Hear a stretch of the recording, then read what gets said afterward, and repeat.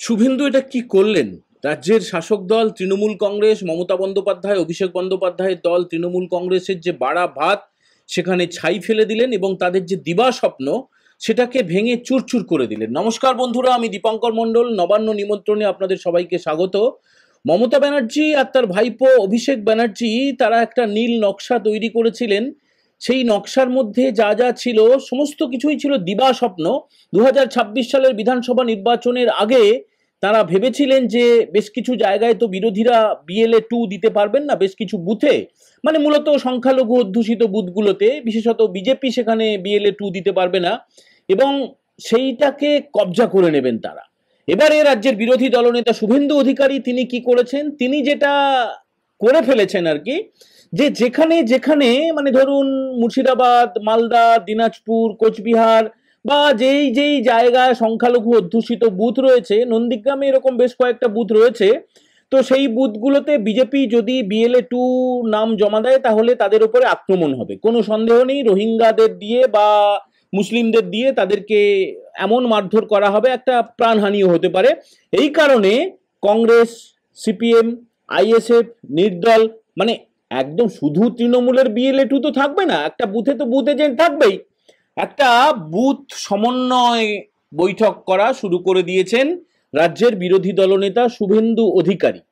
এবং শুভেন্দু বাবুকে আটকানোর জন্য, নন্দীগ্রামে আটকানোর জন্য একটা ডায়মন্ড মডেল নামে একটা মডেল চালানোর চেষ্টা করা হচ্ছিল। কি এই ডায়মন্ড মডেল? আপনারা জানেন যে রথিবালা আড়ি, দেবব্রত মাইতি নন্দীগ্রামে তারা এই 2021-এ ভোটের পরে তাদেরকে একদম পিটিয়ে মেরে ফেলা হয়েছিল। এবং শুধুমাত্র নন্দীগ্রাম না, হাজার হাজার বিজেপির কর্মী, সমর্থক, স্থানীয় নেতা তাদেরকে পিটিয়ে মেরে ফেলা হয়। তো সেই যে মৃত যারা শহীদ আর কি, তাদের পরিবারকে কাছে টানার চেষ্টা করছিল তৃণমূল। এর পাশাপাশি পরিযায়ী শ্রমিকরা তারা বিভিন্ন রাজ্যে কাজ করতে গিয়ে বিভিন্ন দুর্ঘটনার কবলে পড়ে অনেকেই মারা যাচ্ছিলেন। নন্দীগ্রামেও বেশ কয়েকটা এরকম ঘটনা ঘটেছিল অতি সম্প্রতি। এবারে তৃণমূলের তরফে চেষ্টা করা হয়েছিল যে যাদেরকে নির্বাচনোত্তর হিংসায় মেরে ফেলা হয়েছে তাদের পরিবারের সঙ্গে যোগাযোগ করে একটা বোঝানোর চেষ্টা করা হয়েছিল। মূলত নন্দীগ্রামের কথা বলছি।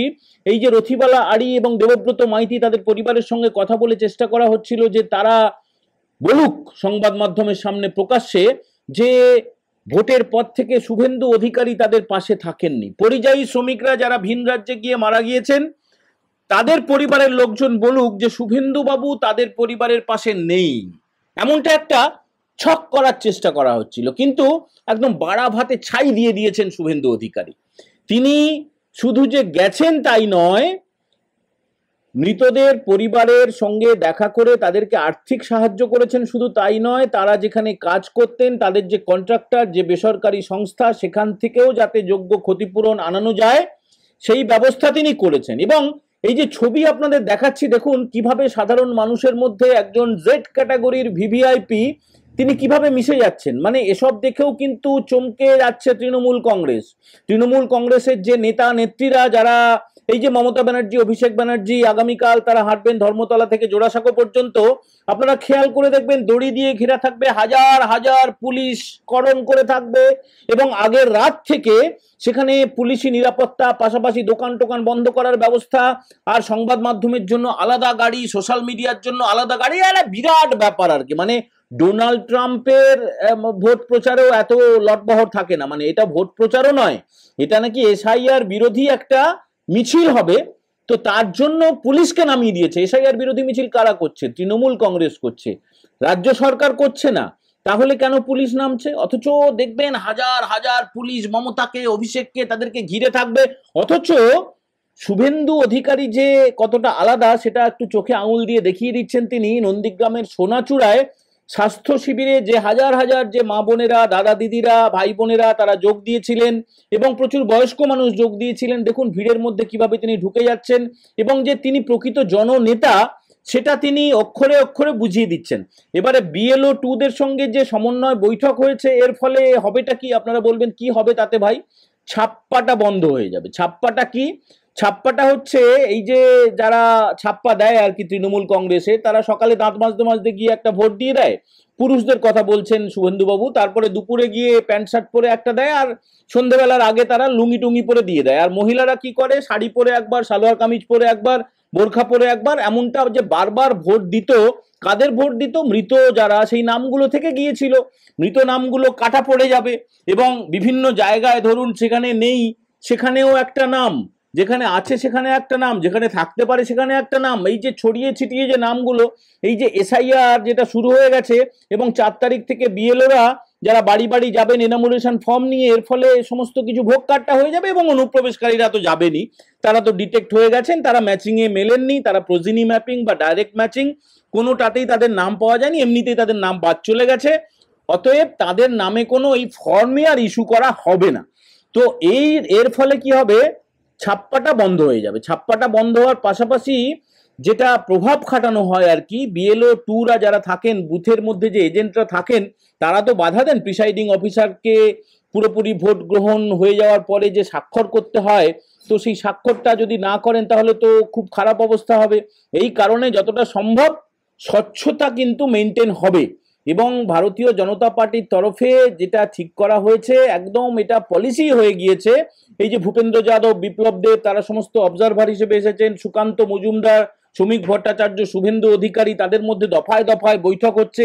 এখানে সেটা নিয়ে আমি একটা আলাদা খুব এপিসোড করব, যে নির্বাচনী ইস্তাহারে কি কি থাকতে পারে, এবং কোন কোন দিকে টার্গেট করছে, কোন কোন জেলাকে আলাদা আলাদা চোখে দেখা হচ্ছে, বুথকে আলাদা আলাদা চোখে দেখা হচ্ছে, সেটা তো আলাদা একটা এপিসোড তৈরি হতে পারে। আজকের যেটা আলোচনায় অত্যন্ত গুরুত্বপূর্ণ, তৃণমূলের বাড়াভাতে ছাই এবং তাদের যে দিবাস্বপ্ন কিভাবে ভেঙে চুরচুর হয়ে গেল দেখুন। এই ডায়মন্ড মডেলটা পুরোপুরি গেল। এই যে পরিযায়ী শ্রমিকদের যে মৃত্যু হয়েছে, তাদের পরিবারে গিয়ে শুভেন্দু অধিকারী তিনি তাদের যে পরিকল্পনা, মানে তৃণমূলের যে পরিকল্পনা, ডায়মন্ড হারবারের সাংসদ অভিষেক বন্দ্যোপাধ্যায়ের অফিসের যে পরিকল্পনা, আইপ্যাকের যে পরিকল্পনা, সেখানে গোটাটা তিনি বাড়াভাতে ছাই দিয়ে দিলেন।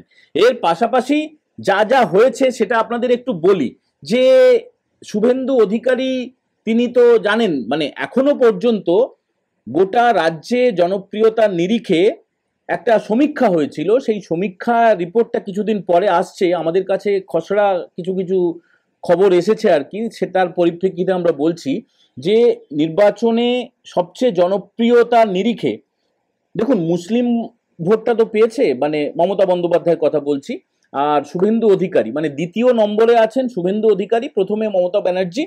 যেহেতু মুসলিমরাও প্রচুর চান আর কি, যে তাদের আপু বলেন অনেকে, খালা বলেন অনেকে, অনেকে দিদি বলেন, তো মমতা ব্যানার্জি থাকুন।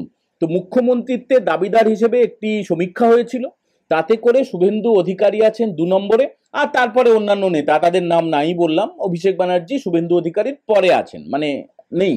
তো তার ফলে এই জনপ্রিয়তার নিরিখে এতটা এগিয়ে যাওয়া, এটা শুধু তো একটা সমীক্ষার ফল নয়, একদম বাস্তব সত্যি হচ্ছে যে প্রত্যেকটা জেলায় জেলায় নবজাতকের নামকরণের সময় যে নামটাকে বাছাই করা হয়, তার মধ্যে শুভেন্দু শব্দটা এগিয়ে আছে, এবং নন্দীগ্রাম থানা বা নন্দীগ্রাম বিধানসভা এলাকাতে সবচেয়ে বেশি করে যে নাম রাখা হয় শুভেন্দু অধিকারীর নামেই নামকরণ করা হয়।